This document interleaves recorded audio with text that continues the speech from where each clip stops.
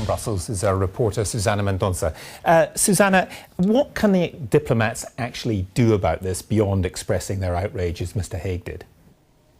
Well, they can impose sanctions, and we've just heard in the last few minutes from an EU source that the meeting that's currently underway, they are discussing sanctions at the moment, and that they've decided that they are going to go down the road of an asset freeze and visa restrictions for some Ukrainian officials. Now, they haven't specified who those would be, and they say that in the coming days, ambassadors would have the task of working out who those restrictions would be imposed upon. Well, let's speak to our political correspondent, Susana Mendonça, who's at Westminster for us now. So, first of all, Susana, tell us about the complaints that have been received.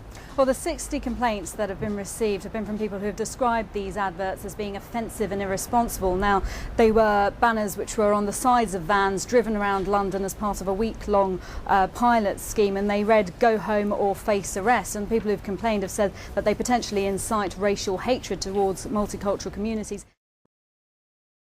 Susana Mendonça reports. Family and friends, even people who didn't know Abbas Khan, came to London's Central Mosque today to pay their respects. For his mother Fatima, the pain of laying her son to rest was clear. I touch everybody's feet. Please give me my son. The 32-year-old was imprisoned by the Syrian authorities in November last year. An orthopaedic surgeon, he'd travelled to Aleppo to help victims of hospital bombings. In letters he wrote home, he told of his ill treatment in prison. He said he'd been beaten for no other reason than the pleasure of his captors. Here we have starting right here. This is Abbas Khan, seen here showing his medical kit, was found dead just days before he was to be released. The Syrian authorities claimed he took his own life. His family say he was murdered and criticised the British government for not trying to save him. I think the family would think that they haven't done enough. There's been no real contact with them whatsoever. On numerous occasions they tried to seek a meeting with William Hague, but to no avail. The only thing they've really received is a letter from the Prime Minister post the tragic event occurring. In that letter to Dr Khan's mother, David Cameron said Syria should be held to account. The Foreign Office said it was giving the family the privacy and space to grieve. But this is a family and a community that still wants answers. What happened to the young father will be the focus of the inquest into his death, which opens tomorrow. Susana Mendonça, BBC News, Central London. Things have been very tense here since then. Earlier on, police had to contain a protest by around 60 young men just down the road at Woolwich Arsenal Station. Now, some of those people were members of the EDL, that's the English Defence League. We don't know how many of them were members of that far-right group, but certainly the group had posted on its on Twitter earlier on today telling people to congregate there. Then, of course, the question of the name of that little baby boy. There are lots of odds out there for what the boy could be called. Names like George and James have been suggested by the bookies, but indeed we do not know. And it could be a long time before we find out, because royal tradition is to keep the media waiting. When Prince William was born, it was a week before we found out his name, and Prince Charles, it was a month, so it could be some time still. Emma left 2 notes for her family apologising and explaining that she just couldn't take it anymore. She also left a note for her former boyfriend. Sean Dangerfield actually left the room when that letter was read out. He found it too emotional. In it, Emma had written, "Did you really think that I would let you bring up Lewis and play happy families with my son?"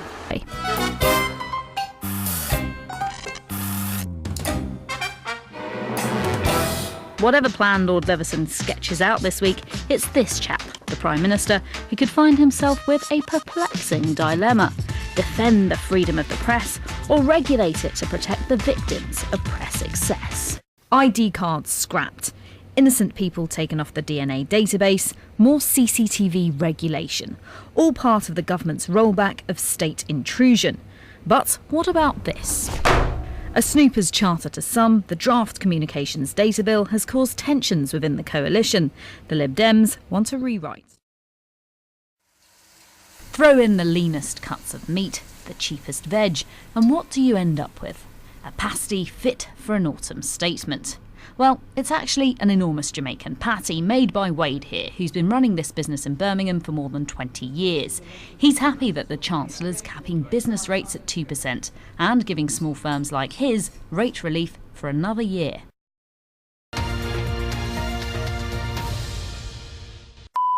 BBC News at 5 o'clock. Susana Mendonça reports. Dylan Farrow was adopted by Woody Allen and his former partner Mia Farrow as a child. She claims that in 1992, when she was 7 years old, the movie director sexually assaulted her at the family's Connecticut home, an incident that's never been proved. In an open letter to the New York Times, she's renewed the accusation, claiming that she had been moved to speak out because of Hollywood's continued embrace of Allen. The film director was investigated on child molestation claims back in 1992 for the alleged incident, but prosecutors never charged him, and he has always maintained his innocence. Good morning, this is Today with Sarah Montague and John Humphreys.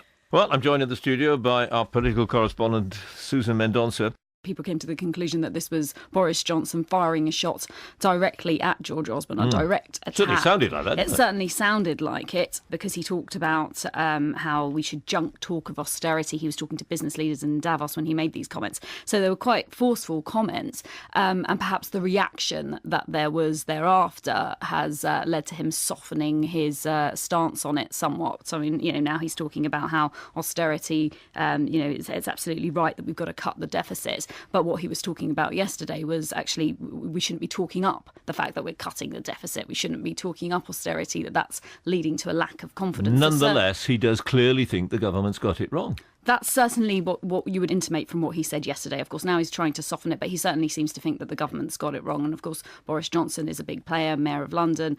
He's somebody who's been linked as a possible successor in terms of any kind of future leadership of the Tory party. So, his views are views that are listened to across the party. This is BBC Radio 5 Live. Good afternoon to you. This is Sheila Fogarty on 5 Live. Foreign ministers are beginning to arrive in Brussels for emergency talks. Our correspondent Susana Mendonça is there. We expect them to discuss the potential for perhaps an arms embargo, limiting the equipment that could be sold to Ukraine that could be used for repression. Other things that have been spoken about are the potentially an asset freeze or travel bans on Ukrainian officials. None of this confirmed at this stage, but these are all things that they could potentially look at doing. But they have come under criticism from Russia, which has basically said that the EU, by talking about sanctions, is effectively trying to blackmail the Ukrainian government.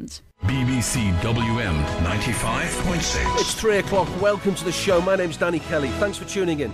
Susana Mendonça is there. Susana. I am here. I can tell you that my equipment was going on strike before, but I certainly am not. I'm watching the rally in front of me. Now, there has been some really tough talk from the different unions represented here today. We had Dave Prentice talking about this being the day when we turn the tide. Earlier on, there was a march to the NIA which went right through the city centre and stopped traffic, in fact, and there were around 5,000 people on that march. Now, this rally is going on. You can probably hear quite a lot of cheering behind me now. Something's just happened which has got people really quite fired up.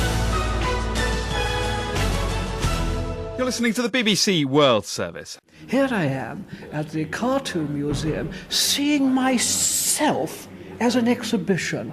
Isn't that marvellous? Spitting Image, sadly no longer with us. Wouldn't it be marvellous to have a good laugh at David Cameron? I'm speaking to Margaret Thatcher, otherwise known as Steve Nallen, the voice of Margaret Thatcher on Spitting Image. Now, Steve, we're here in the exhibition. We're standing next to your alter ego here, the staring eyes, the pointy nose, Yes, as lifelike as it was back when Spitting Image was on air. Well, she's looking well, actually. I mean, I say that about the puppet because they do deteriorate, but I'm thrilled to be here and sort of seeing it's all part of history. The ITV show was a part of British history that drew in more than 15 million viewers a week at the height of its popularity. And the latex puppets didn't just poke fun at British politicians. Ronnie. Yes, Mickey. It's Maggie. Oh, Maggie, nurse. Look, Ronnie, as a friend and ally, I thought I should have a quiet word with you. Oh, go ahead. Do something! something, for God's sake, you half-crazed, peanut-brain-out cowboy! Oh, an obscene phone call. Carry on. One regular was US President Ronald Reagan, there feeling the sharp end of the British Prime Minister's tongue. But even after Spitting Image cut its own puppet strings, the concept lived on, with similar shows popping up across the globe, as creator Roger Law explains. Greece, Portugal, Russia, America, the Italians, there's one in Kenya, there's one in Cape Town running as we speak. The Iranians are making one here. It's a universal piece of mischief that people love. The March 2013 elections should offer Kenyans a window to usher in a new regime. The XYZ show in Kenya ruffled some feathers last year with this spoof of the presidential election debate, and the programmes tackled some controversial subjects like corruption and Islamic extremism. But its creator, Godfrey Mwempembwa, better known as Gado, says other African countries have struggled to do the same. Very few TV stations in Africa would dare to broadcast such a project. In Tanzania, they have also started a similar show, but it's not as edgy as the XYZ. Most of the producers and people who have spoken say, oh, no, yes, we would like to do a show like yours, but, there are certain no-go areas. No such barriers in France, where Les Guineaux de l'Enfant has been going strong since 1988. This is President Francois Hollande playing the Playboy in the latest episode. But what's it like to be on the receiving end? Former British politician Edwina Curry would know. There's a doctor in the house, but no nurses in the hospital. That was her Spitting Image puppet, which she now owns. But theirs remains a love-hate relationship. It's a very strange experience seeing yourself portrayed by a caricature puppet. Those who were on it tended to wish they were not on it. Those who were not on it yearned to be up there because it meant that you had been noticed and your views and your position in society were secure. So 30 years may have passed, but the memory and legacy of Spitting Image lives on. House of Commons, how common can